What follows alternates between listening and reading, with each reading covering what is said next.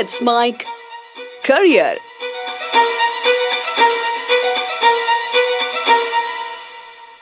नमस्कार, let's make career के इस कार्यक्रम में आपका स्वागत है। आज हम बात करने वाले हैं कि देश की राजधानी दिल्ली में इस समय एसएससी की तैयारी करने वाले छात्र और शिक्षक आंदोलनरत हैं, आखिर क्यों? पिछले कुछ दिन से आपने देखा होगा हर न्यूज़ चैनल पर, अखबार में, सोशल मीडिया पे आपने लगातार देखा होगा कि देश की राजधानी दिल्ली में जंतर मंतर और उसके आसपास के क्षेत्र पर एसएससी की तैयारी करने वाले विद्यार्थी धरने पे बैठे हैं। अब उनके साथ उसकी तैयारी करवाने वाले शिक्षक भी वहां पहुंचे और अचानक ही देखते देखते शिक्षकों में और पुलिस के बीच में थोड़ी सी गर्मा गर्म कुछ बातें हुई और उसके बाद कहा गया है कि पुलिस वालों ने शिक्षकों पर हाथ उठाया, उनके साथ मारपीट की और आंदोलन अचानक से एकदम तूल पकड़ गया। अब हम समझेंगे आज कि आखिर ये आंदोलन क्यों हुआ, किसकी गलती है, छात्र अब क्यों आंदोलन कर रहे हैं, यानी कि कोई तात्कालिक कारण भी होगा। ये सब चीजें क्या है, इस वीडियो में हम समझने की कोशिश करेंगे। बच्चों के लिए रो रहा हूँ, तुम्हारे बच्चों के लिए रो रहा हूँ, तुम्हारे बच्चों के लिए रो रहा हूँ, तुम्हारे बच्चों के लिए रो रहा हूँ मैं। जब देश में 5 बजे के बाद सुनवाई हो सकती है तो हम धरना क्यों नहीं दे सकते? पुलिस देखिए बल प्रयोग कर रही है। अब जो है कि उधर बच्चों को खदेड़ कर दौड़ा के भगाया जा रहा है। पुलिस जो है बल प्रयोग भी कर रही है। पुलिस पकड़ के डिटेन कर रही है। देख सकते हैं। बचाओ, गलत मारो जितना मारोगे मारो, हमारे साथ में गलत हो रहा है। हमने क्या गलत किया है? बॉम्ब फोड़ा है कहीं पे, इसलिए हमें डिटेन किया। अभी जेल से छूट के आ रहा हूँ मैं।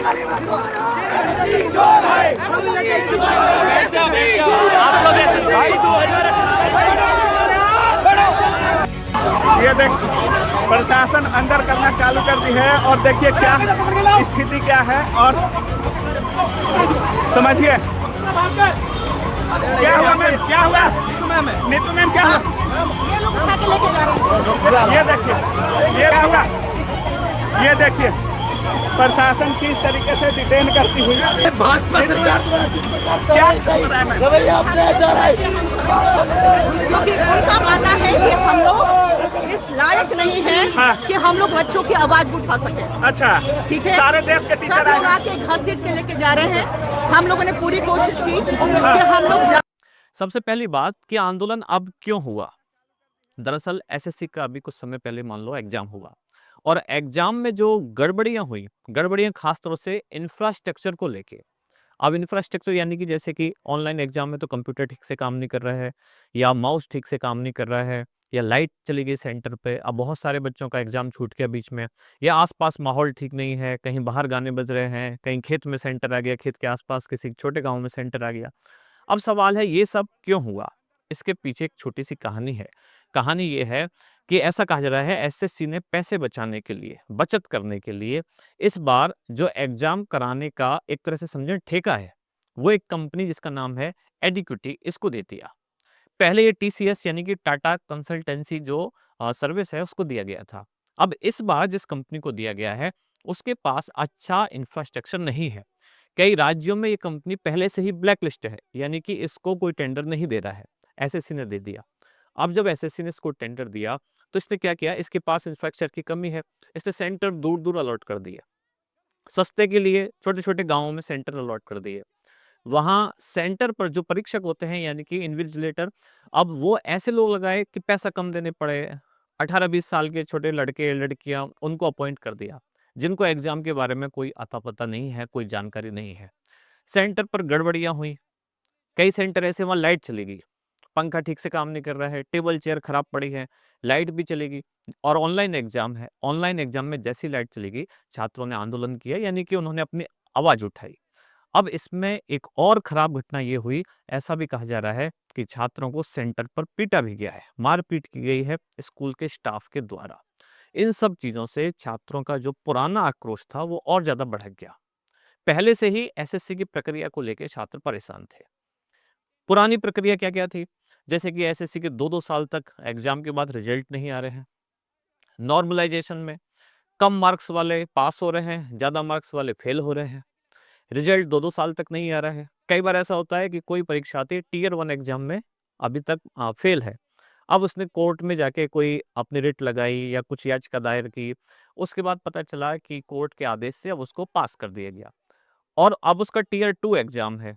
और जब ये पास होने का उसका रिजल्ट आया है, उसके 10 दिन बाद ही उसका टियर 2 एग्जाम है। अब उसको कोई टाइम नहीं मिला। इसको लेके, इन लापरवाहियों को लेके इन सारे छात्रों ने और उनके साथ इनकी तैयारी करवाने वाले शिक्षकों ने एक आंदोलन किया और ये दिल्ली पहुंचे। ऑनलाइन पढ़ाने वाले बहुत सारे शिक्षकों ने आह्वान किया कि सारे यहाँ आओ और यहाँ आके हम सरकार के सामने अपनी मांग रखेंगे। कोई हिंसक प्रदर्शन, कोई मारपीट, इस तरह का कोई प्लान नहीं है। केवल सरकार के सामने अपनी मांग रखने की बात थी। अब जैसे ही सरकार के सामने मांग रखी तो शिक्षकों में और वहां जो उपस्थित पुलिस वाले हैं उनमें झड़प हो गई।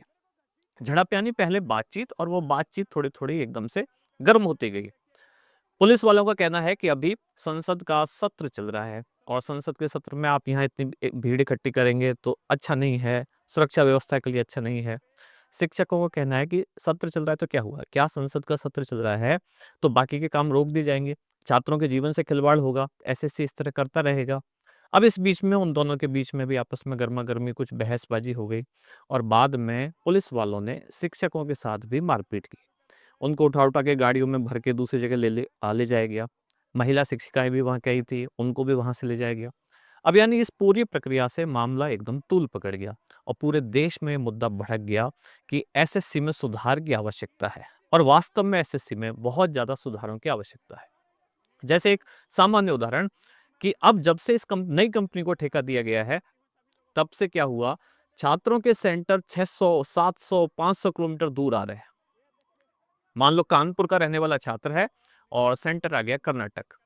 अब वो कर्नाटक जाएगा एग्जाम देने और वहां जब एग्जाम देने जाएगा अपने साथ कुछ सामान लेके जाएगा, बैग कहीं रखेगा, उससे बैग रखने के भी पैसे ले जा रहे हैं सेंटर के बाहर। अगर आप अपना बैग जमा कराओगे, मोबाइल जमा कराओगे, 100 रुपये उस बात के ले रहे हैं, 200 रुपये उस बात के ले रहे हैं कि आपका बैग जमा कराने के लिए। पहले तो वो कानपुर से कर्नाटक पहुंचेगा, इतनी सारी चीज़ें इसमें एग्जाम टाइम में परेशान होगा, टिकट बुक कराएगा, कई बार टिकट नहीं भी मिलेगी, जनरल में जाएगा। बहुत सारे कैंडिडेट तो एग्जाम देना ही ड्रॉप कर देते हैं। अगर थोड़ी भी उनकी तैयारी 19-20 है तो वो सोचते हैं कि इतनी दूर जाने से अच्छा है एग्जाम ही ना दे। अब एसएससी ने और नया नाटक उसमें कर दिया। पिछली बार ऐसा हुआ कि बहुत सारे कुछ सवाल गलत पूछे गए। अब जो सवाल गलत पूछे गए तो छात्रों ने अपनी मांग उठाई कि ये क्वेश्चन गलत पूछे गए हैं। तो एसएससी की तरफ से जवाब आया कि जो जो सवाल गलत पूछे गए हैं आप हमें बताओ कौन कौन से सवाल गलत पूछे हैं और एक क्वेश्चन बताने के 100 रुपए हम लेंगे। यानी गलती एसएससी ने की है, बताना आपको है कि कौन सा सवाल गलत है और हर एक क्वेश्चन जो आप बता रहे हैं उसके 100 रुपए वो आपसे लेंगे। अब ये बात भी इन आंदोलनरत शिक्षकों ने और छात्रों ने सामने रखी कि गलती आपकी है, बता हम रहे हैं और पैसे भी हम दे रहे हैं कि आप हर एक से 100-100 रुपए ले रहे हो। तो वहां उन लोगों का कहना है, एसएससी में जो अधिकारी हैं, कि ये 100 रुपए कोई हमारी जेब में नहीं जा रहे हैं, ये तो सरकार के पास जा रहे हैं और सरकार इन पैसों से सड़क बना रही है, बाकी काम कर रही है। ये अभी अभी आंदोलन में जो क्लिप सामने आई है वहां से जानकारी ली गई है। यानी गलती एसएससी की, पैसा छात्रों का और उसमें लॉजिक ऐसा दिया जा रहा है, बिल्कुल बचकाने लॉजिक, कि हम इससे सड़क बनाएंगे। यानी कि विकास के काम होते हैं। जो जुर्माने का पैसा लिया गया है कि अधिकारियों की जेब में नहीं जाता, ये तो विकास के काम हो रहे हैं। गलती आपने की और भुगतना पड़ा बेरोजगार छात्रों को। वो बेरोजगार विद्यार्थी जो रोजगार की तलाश में एसएससी की तरफ आए थे और एसएससी ने उनको ही रोजगार का जरिया बना लिया कि मान लो 15 क्वेश्चन गलत आ गए। अब एक एक छात्र ने 15 क्वेश्चन पे आपत्ति दर्ज कराई, हर एक आपत्ति के 100 रुपए लिए, एक छात्र के 1500 रुपए, और एसएससी का एग्जाम देने वाले लाखों छात्र हैं। यानी एसएससी इस जरिए से ही कमाना शुरू उन्होंने कर दिया। जो बेरोजगार रोजगार की आस में एसएससी में गए थे, एसएससी ने उनसे ही रोजगार कमा लिया अपना कि इनसे ही हम कैसे पैसे ले सके। कई बार समस्या सामने आई कि नॉर्मलाइजेशन किया जा रहा है, अलग अलग शिफ्ट में जो पेपर होते हैं कि एक पेपर टफ आ गया, एक पेपर इजी आ गया, तो बराबर करने के लिए कई बार ऐसा हुआ जिसके मान लो 350 नंबर आ रहे हैं वो तो हो गया फेल, और जिसके 250 नंबर आए वो एसएससी ने कर दिया पास, ये बोल के कि 250 नंबर वाले का पेपर टफ था इसलिए 250 पे पास मान लिया जाएगा, और जिसके 350 आए हैं उसका पेपर इजी था तो इसलिए उसको 350 पे पास नहीं माना गया। अब छात्र और शिक्षक इन चीजों को लेके बहुत ज्यादा परेशान है। एक और इसमें बिल्कुल मजाकिया बात आपको लगेगी, एसएससी ने आजकल सवाल ऐसे पूछने शुरू किए हैं कि जिनको देख के हंसी आती है। एसएससी में पूछा गया, डीजे वाले बाबू गाना ये किसने लिखा है, किसने बनाया? इश्क वाला लव ये गाना किसने लिखा है, किसने बनाया है? लंदन ठुमकता ये गाना किसने लिखा है, किसने बनाया है? इस तरह के सवाल एसएससी पूछ रही है। यानी आजकल एक शब्द चल रहा है कि छपरी, तो क्या पेपर बनाने वाले छपरी लोग हैं?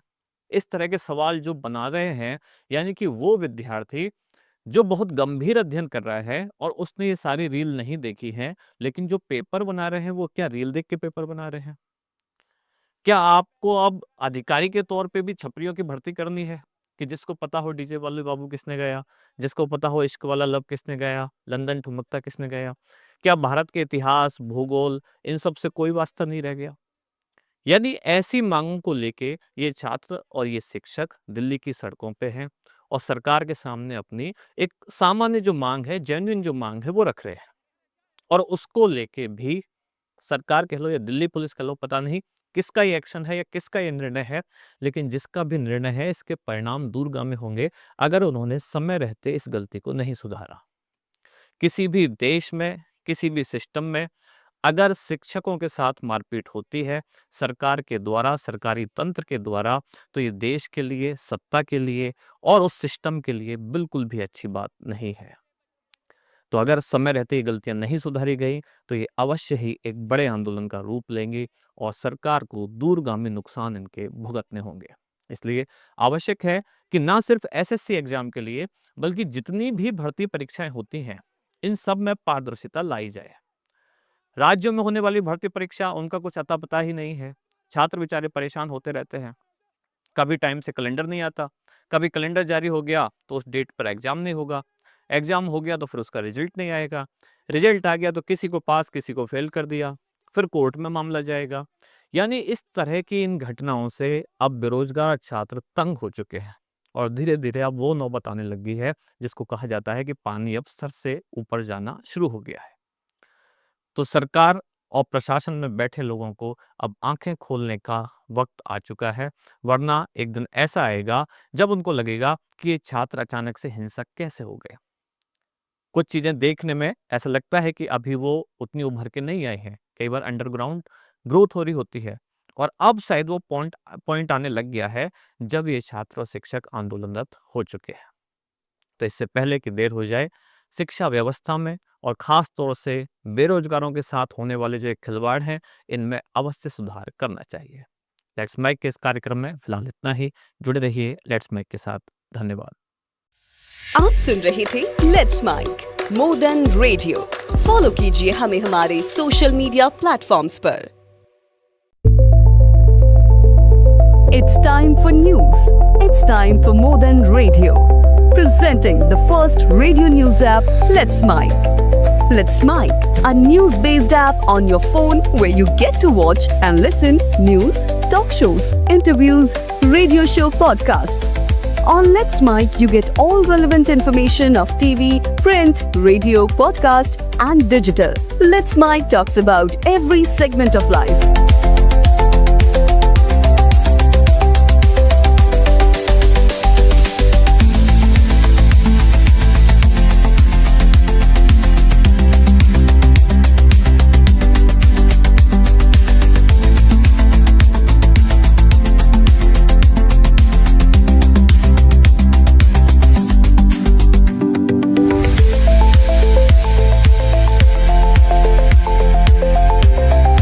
Download the app now from Play Store. Available both on Android and iOS mobile phones. Follow us on YouTube, Instagram, Twitter, LinkedIn, Facebook, Telegram, WhatsApp, Snapchat. Let's talk, let's connect, and let's mic.